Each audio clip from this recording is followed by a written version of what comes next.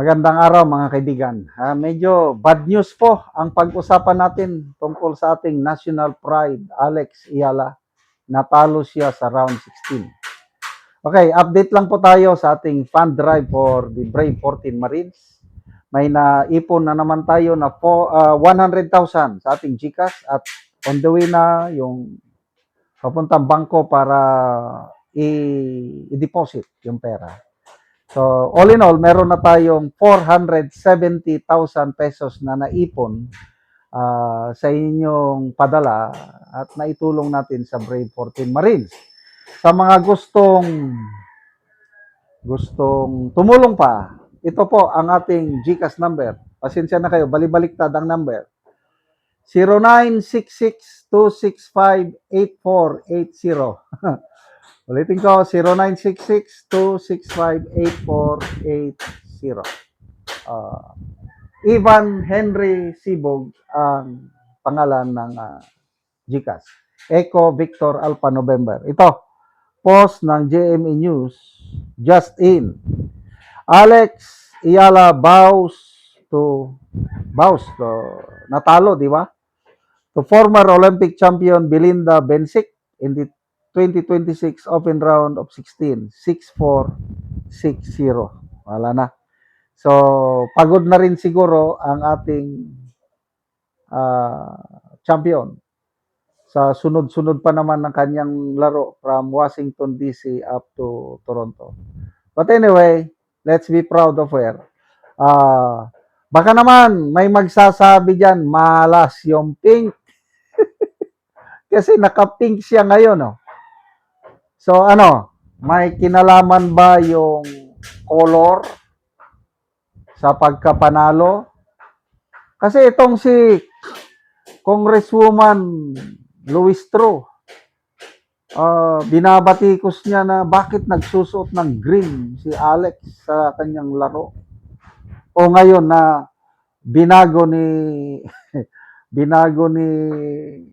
Alex yung kanyang suit pink. O di natalo tuloy.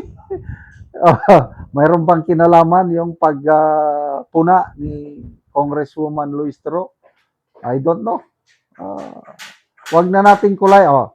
Nabanggit ni Congresswoman Louis Tro na dapat magsuot siya ng pula or blue. O di ba pula yung pantaas ni Alex? Natalo man lagi. But then yung blue, parang narinig ng Nike. By the way, i-shout out ko pa lang aking mga kaibigang researchers, si Yodora at si Chris Torres. Sabi ni Yodora, Sir, maligaya si Louis Tro dahil napagbigyan yung hiling niya na kulay. Kasi sabi niya kulay blue. Sa US Open Tournament, nasasalihan ni Alex, blue ang hinanda ng Nike na suot niya at ipinablis niya blue. So yun napagbigyan si Congresswoman Louis Tro. So everybody happy. Wag na tayong magtingin sa kulay. Ang tingnan nyo na lang siguro yung kulay ng ating balat, brown, di ba? So kahit anong isuot na kulay ng uniforme ni Alex, red, yellow, blue, green, whatsoever, pink, immaterial na yun. Ito, pagkatalo niya is tanggapin na natin. Napagod na. May susunod pa naman. At malayo pa ang mararating ng ating Alex Ayala. Kahit binabagyo tayo, at least nakaka-proud o nakakatanggal stress yung isipin na mayroong Pilipina na bumabaha ang suporta ng kababayan nating Pilipino sa kanya all around the world. So, speaking of baha, nako, kumakalat ngayon yung video ng Pangulo last year. I don't know saang lugar yon. Yung kanyang binitawang salita na pangako in 1 year. Dahil naayos na lahat, ang mga barado, lahat in 1 year, wala nang baha. Oh, nasaan ngayon yung pangako ng Pangulo na wala nang baha in 1 year? Eh, naniwala siya kay Dison eh. Si Dison, in 1 year time, wala nang baha. Wala talaga itong Dison. Yung reblocking ng EDSA, anong sabi niya sa programa ni interview ni Pinky Wave? 5 years. Matibay yan, hindi masisira. Dahil gumamit tayo ng mas matibay na klase ng asfalto. Gumamit tayo ng, anong sabi niya? Better technology. Sabi ng Pangulo, gastusin natin ng mabuti, maganda yung pera ng taong bayan. Kaya yun, ginawa natin. Kaya tingnan nyo ang nangyari. Maganda. Anong maganda? Wala pang isang taon, bitak-bitak na ang EDSA reblocking. Nagbisita siya doon kagabi. Wala na lang siyang magawa kundi magmura. May itutulong ba yung pagmumura? Ang Pilipino ngayon, sinisingil kayo. Sinasabi nyo, magandang pagkagastos. Anong dahilan? Dahil daw sa barrier, ang sinisi niya, barrier daw, kaya nabutas. Oy, wag nyo nang lukuin ang taong bayan. Mababang kalidad yung ginamit na ano ito? Ginamit na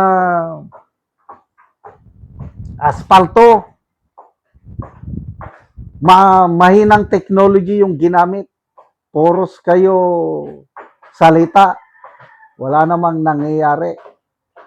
Kaya ito ngayon, nagsasuffer ang sambayan ng Pilipino dahil sa galing ng presidente at ang DPWH secretary natin. Palakpakan naman natin sila. Mabuhay PBBM and Secretary Vince Dizon, the best president and the best DPWH secretary we ever had so far. Salamat mga kaibigan sa inyong pagsubaybay sa channel na ito. Nakakatulong kayo ng malaki sa Tribong Talantig at Bukidnos dahil ang income natin sa channel na ito is pantulong sa tribo. Namimigay tayo ng libreng yero at pako dahil sa para makapagpatayo naman sila ng mas maayos na tirahan. Panoorin nyo ang video nito. Karon mao niyang matagaan si Kuya og yero. So mo ni ang ilang balayan, ilan ang gibungkag tungod sa ka-excited nila. So gibungkag na gid nila kay ilang pulihan. So mo ni. So diretso na lang sila mag-atop. So mo ni lang kahimtang. So silupin lang ang gibang kanan ni sa paano lang og silupin diri sa gawas. So atong sudlor aron atong makita gid kung ano yung kahimtang gisulod.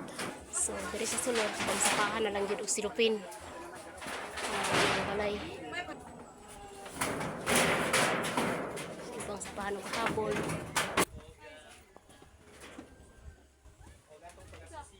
So mo nga ilang gibungkag na sa ilan ang pulihan ang ilang abuhan ang ilang balay. So manaman nila bungkag kaya nag-ara naman sila, so mag-atop na lang sila.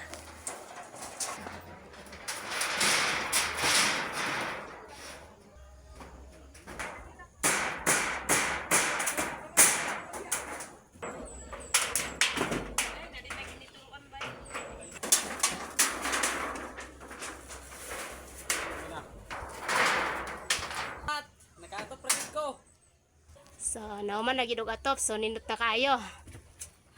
So, kita na nimo nga nahuman og atop na gid. Salamat sa Ginoo nga nakaatop ra gid mi. Wala gid na dugay nga naipanalangin nga niabot. Oo, so atol pa gid sa Pasko. Merry Christmas, Atol pa gid sa kinaskuhan. Pasko, Merry Christmas. Salamat kaayo kay nakaatop ra gid mig bago. So, pila na imong edad? 20 years old. Imong anak, na kay anak? Na isa. So, na siya anak, isa, so 24. So, salamat kaayo. Dagan salamat. Sige, God bless.